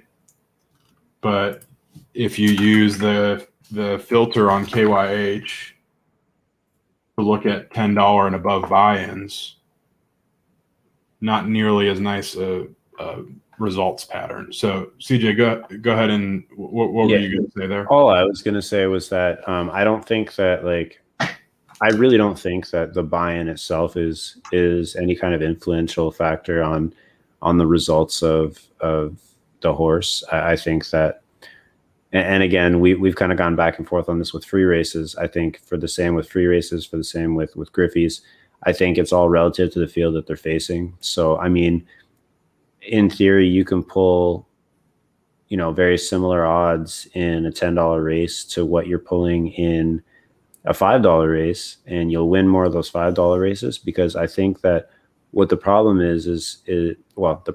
what the reality is that as you move up in those pot sizes, you just end up having more competition. So even though it says that you're supposed to win 20% of the time or 15% of the time or whatever, if you have 3 or 4 other horses in that race that are also close to that 15% win rate or like 12% win rate or expected win, they're going to win. And the thing is too, is like when you account for variance and when you account for the fact that even a horse that has 16 odds still has a chance to win, right? You're lowering your chances of winning every time you go up in buy-in, because you're always going to be facing stronger horses. And I do strongly believe that it is largely just variance. I feel like if you ran 1,000 races with 7 odds in $10 pots and 1,000 races with 7 odds in $5 pots, you would probably have very similar pattern of results. But can you afford the variance in the meantime? Well, and that's just it, right? It's one of those things where it's like, again, there's no incentive for me to throw a horse that would split odds with 5 or 6 other horses in the race in a $15 pot, when I can throw that horse into a $5 pot and be the extreme favorite, right? Yep. It's just, if at the end of the day, like, people don't like sandbagging, and I kind of, first of all, I don't think that term really applies in these situations. Yeah, it's one of those things to me where it's like, yeah, exactly. It's just the name of the game really is if you're racing and you're competing, you're trying to win money, and you're going to look for the best avenue to do that, right? And if you want to maximize your ROI, you have to kind of figure out, is it at $5 buy-ins? Is it $10 buy-ins? How strong is my horse versus other horses? How often do I win in these situations? And what is my chance of winning in those situations? Because I don't believe in a winning. I know some people have thrown around like the winningness stat, and like some horses just have like a higher chance of winning than average and stuff like that, even with similar odds. I don't really believe that. I just think it's a simple numbers game where, the more races that you run, and we see it on Haku has really allowed us to kind of see this, where it's like you have an expected win percentage and then you have your actual win percentage. And usually the more races you run, the closer your expected win percentage and actual win percentage look. Mm-hmm. So yeah, Do I think a horse can be bad at $250 but good at $15? No, I don't think that the buy-in itself matters. I think that I just think the field. It's all about the field. Yeah. So I would argue that I would agree that it's likely sample size. But I have enough anecdotal evidence with multiple of my horses that have been raced more than 200 times, which still is a pretty small sample, but it's a lot larger than a lot of horses in the game, that their performance levels differ with similar odds at different buy-ins. So, but I think, CJ, to your point, everything should converge generally to your odds. I think if it's in your preferred distance, because like that's also an important thing to. That's the mod dogs definitely. I don't think we have.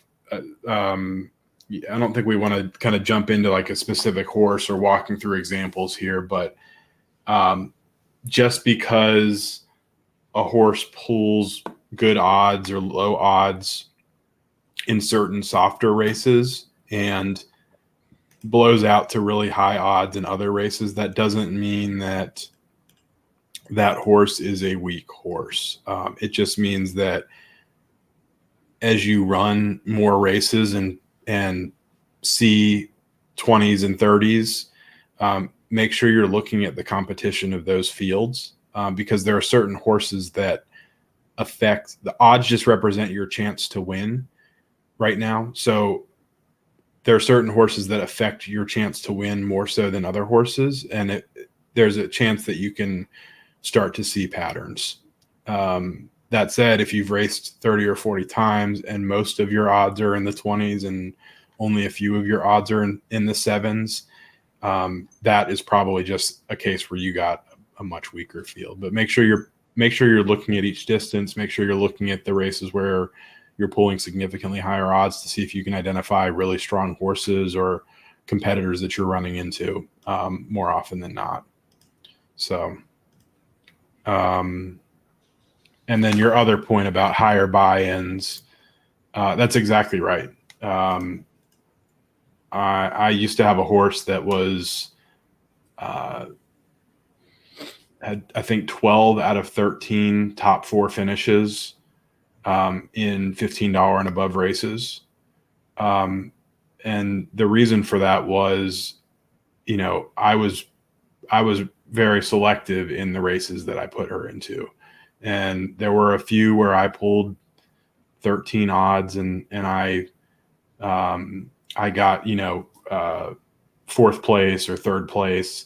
And then there were others where I pulled 6s or 5s or 4s and I won. And so that's the one we've kind of talked about it, but just the specific thing we look at is it's much harder to look at $250 and $5 fields and fully analyze the horses. But for the bigger buy-ins, if you have a good or an above average horse, but not great, you can find bigger buy-in races where you'll be competitive or have a good shot to win. And that's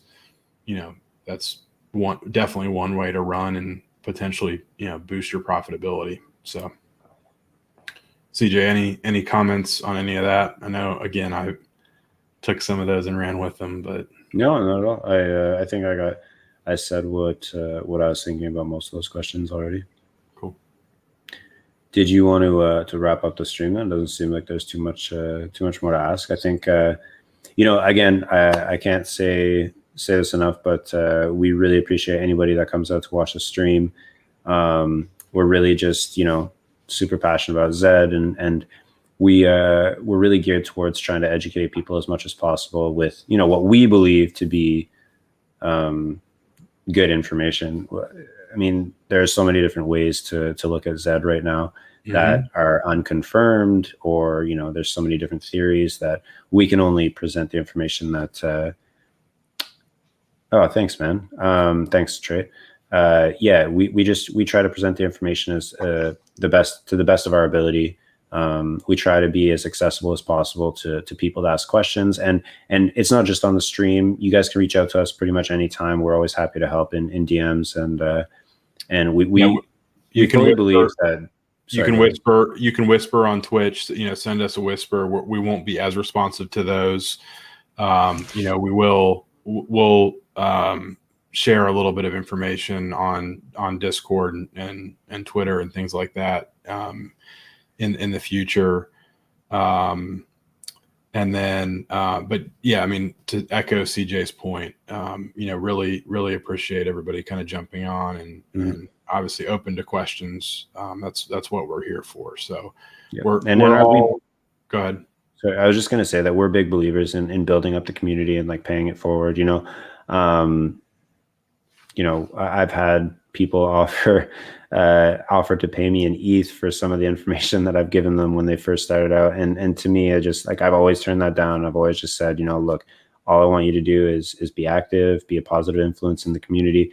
Because the thing is, like with ZED, if the community grows, everybody benefits, right? So as much as we can, we like to help people. And so, we appreciate every follow, and the more that you guys can help us grow our stream, the more that we can help as many people as we can.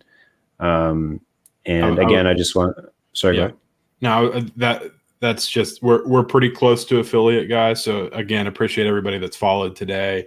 I think we have one more stream that we're going to need to do in the next couple of days to get there. And at that point, we're not out here charging a lot of money, but to the extent, you want to drop a sub or send some bits our way, obviously, anything's appreciated. But there's a lot of the stuff that we're going to continue to talk about.